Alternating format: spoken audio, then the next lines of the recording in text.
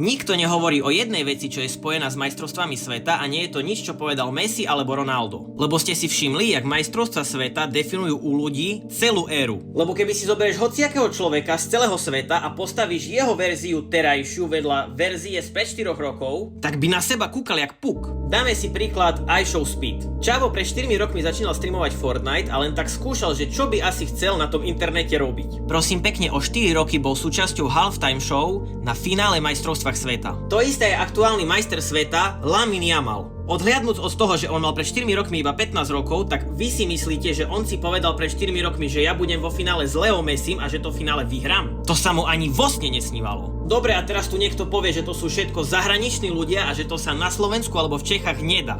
Partia, počúvajte ma sem, ja keď som pred 4 rokmi pozeral finále majstrovstiev sveta, tak ja som len uvažoval nad tým, že čo keby som vyskúšal natáčať na internet. Nevedel som strihať a tak som sa hanbil, že keď mám niečo povedať na kameru, že mňa išiel boh skarať. Jediné, čo som mal, bolo to, že som mal nejakú víziu a že som chcel jak magor. A teraz nahrávam toto video z vlastného bytu, cestujem si jak chcem a živím sa videami. Čiže keď ťa niečo baví alebo chceš niečo skúsiť, tak to, že chceš, len pretav na to, aby si to robil. A potom už len o ďalšie 4 roky si dúfam spomenieš na toto video a len si povieš: ty kokso, tie 4 roky vedia s človekom strašne veľa zrobiť.